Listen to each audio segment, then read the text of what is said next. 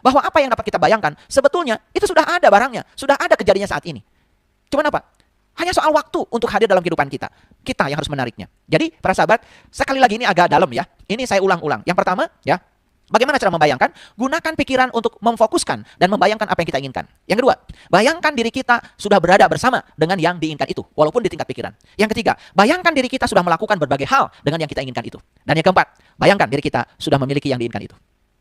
Ini ya, membayangkan. Jadi bukan membayangkan tuh seperti yang selama ini dilakukan banyak orang. Makanya disitulah pentingnya kita harus melek, harus literasi, harus melek ilmu ya. Makanya janganlah jadi orang yang tidak tahu, tapi kita tidak tahu bahwa kita tidak tahu. Lebih bagus jadi orang yang tidak tahu, tapi kita tahu bahwa kita tidak tahu. Maka semesta pasti akan memberitahu. Nah, sekarang bagaimana merasakan? Kan tadi ilmunya, proses penciptaan itu cuma 3. Yang pertama membayangkan, yang kedua merasakan, yang ketiga menerima. Bagaimana cara merasakan? Baik para sahabat, merasakan pun ada prosesnya. Yang pertama ya, pada saat bersamaan dengan membayangkan tadi, pada saat bersamaan nih dengan membayangkan tadi, jadi ini di dimensi pikiran tadi, tapi cuma ini di dimensi perasaan, kita harus merasakan cinta terhadap yang kita bayangkan itu. Kita maksudnya cinta dimaksud apa? Cinta itu kan kekuatan positif. Jadi kita merasakan hal positif ya dengan yang kita bayangkan itu.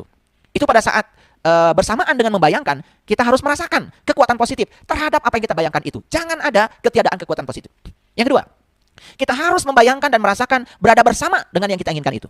Jadi kalau tadi kan langkah kedua dalam membayangkan ya, kita memikirkan seakan-akan kita sudah bersama dengan yang kita inginkan. Nah, di sini kita merasakan seakan-akan sudah bersama dengan yang kita inginkan. Lalu langkah yang ketiga, kita harus membayangkan dan merasakan berbagai hal bersama yang diinginkan itu. Pada langkah membayangkan tadi, langkah yang ketiga kan kita ya memikirkan seakan-akan kita sudah merasakan melakukan berbagai hal dengan yang kita inginkan itu. Nah, di sini kita bukan melakukan berbagai hal saja, tetapi merasakan bahwa kita sudah melakukan berbagai hal dengan yang kita inginkan itu. Dan yang keempat, kita harus membayangkan dan merasakan memiliki yang kita inginkan itu.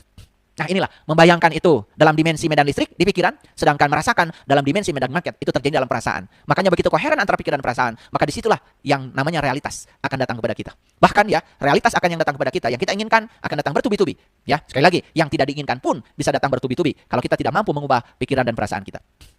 Jadi para sahabat ya, imajinasi kita menghubungkan kita dengan apa yang kita inginkan. Jadi saat kita berimajinasi, sebetulnya kita sudah terhubung dengan yang kita inginkan itu. Karena imajinasi itu menghubungkan. Sekali lagi, imajinasi itu menghubungkan. Sekali lagi, pahami bahwa pikiran adalah energi, pikiran adalah vibrasi, pikiran adalah frekuensi. Saat kita sedang mengimajinasikan, membayangkan, berarti sebetulnya pikiran sedang memancarkan frekuensi, sedang memancarkan vibrasi. Oleh itu maka saat pikiran sedang membayangkan, maka saat itu sebetulnya kita sudah terhubung dengan yang kita inginkan. Nah, keinginan kita dan rasa cinta itu yang menciptakan magnet. Jadi saya sudah mengatakan bahwa diri kita adalah magnet. Di mana sesungguhnya kutub magnet itu? Para sahabat sudah tahu ya, waktu SD belajar yang namanya magnet itu punya 2 kutub. Ya, seperti ini ya, saya gambarkan. Magnet itu punya 2 kutub ya. Jadi kalau ini adalah magnet, sebut aja magnet batang. Jadi banyak sekali di laboratorium bentuk-bentuk magnet. Ada magnet batang, ada magnet uhu ya.